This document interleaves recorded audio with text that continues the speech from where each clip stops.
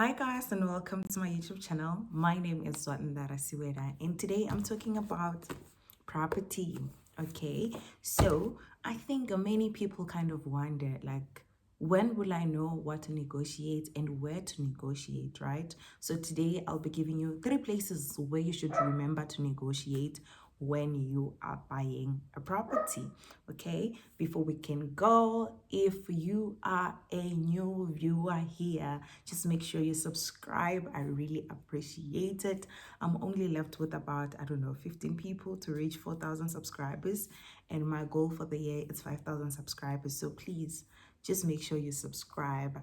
And if you are a returning subscriber, welcome back. We love to see you here. Please make sure you comment and like and share this video.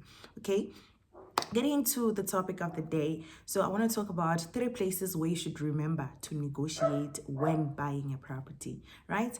I am what they call a serial negotiator because I've learned that you actually lose nothing by negotiating, right? You most likely to benefit than you are to lose. If your negotiation gets rejected, still you tried, right?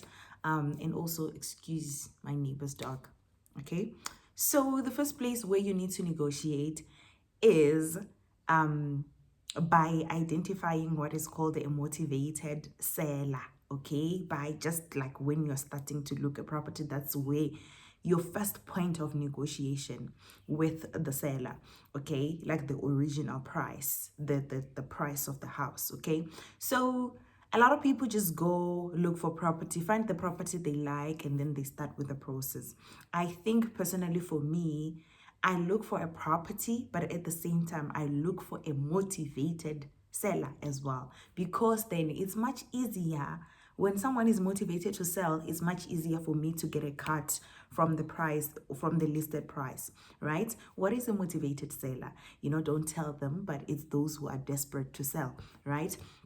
So it's people who are selling because maybe there's a divorce, unfortunately for them, or someone would say, okay, my husband just passed on, or we are pensioners and we want to move to a smaller house.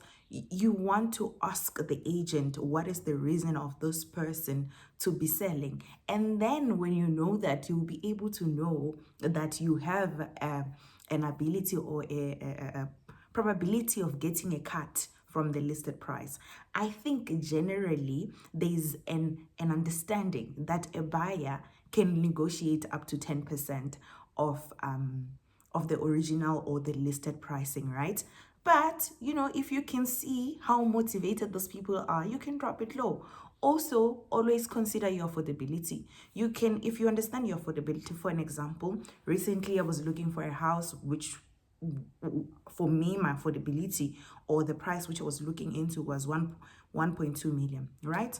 I found this house which was 1.4 something, went and viewed it, asked why they were selling, realized that they were pensioners and they're ready to leave, they're tired of this big house. Then I told them that I can only afford 1.2, and guess what? They agreed, right? So you never really lose something. They could have said no. What was going to happen to me? Nothing. I was just going to go ahead and look for a house that suits both my pocket as well as my affordability. Okay, so that's the first place in which you need to think about negotiating. Look for a motivated seller so that you can get the price that suits your budget and also that is a lot cheaper than the market value. Okay, number 2 is on your rates, right? Your interest rates. The best way to negotiate your interest rate is by working on your credit score prior to you starting the process of looking for a house, right? Make sure that you track your credit score regularly, because that is the thing, the tool that will go and fight on your behalf when you're not in the room. Okay, so work on your credit score. Make sure that you have a good credit score. When you have a good credit score, it's a much easier conversation to have with the bank to say, well, from what you're offering me, I think I want lesser a card. And the other possible way you can do this is by applying in multiple banks.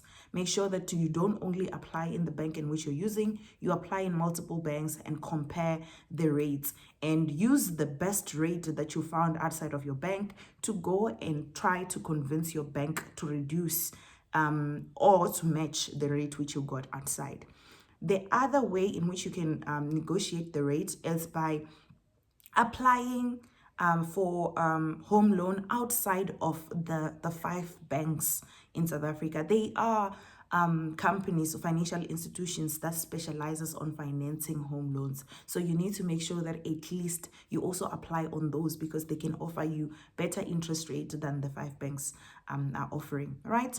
Another way in which you can use to negotiate your interest rate, it's by having deposit. When your bank has came back and say, well, yes, we can give you prime -1, prime currently is 7.75, then they'll be saying, okay, we can give you 6.75 right now, and it's beating all the banks. So this is your rate. You can come back with the deposit and say, if I am to put 10% deposit, how low can that go?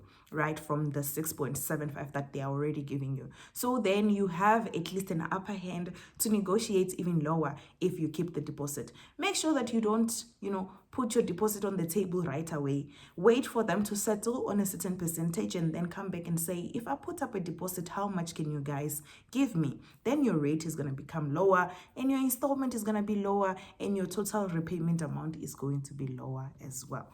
Lastly, with your lawyers, with your lawyers,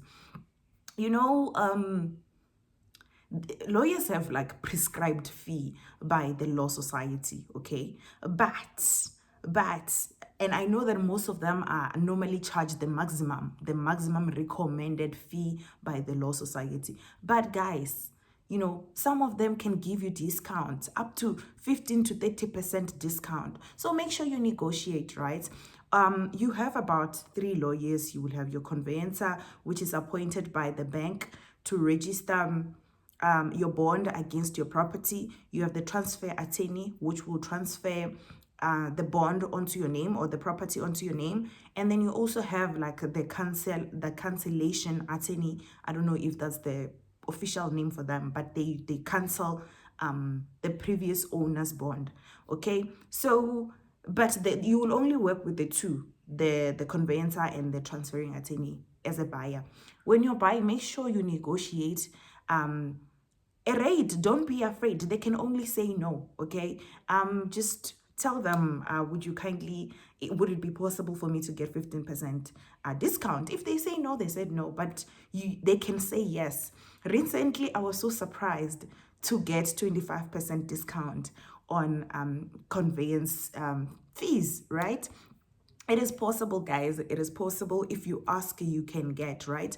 Also, if you're a private banker of any bank, make sure that on the conveyancer you push them, because already you are a private banker. So just try to push as much as you can so that you can get the best that you can. So this is it for me. This is all, not all, but the 3 places where you need to make sure that at least you negotiate when you're buying a house for you to get the best deal possible.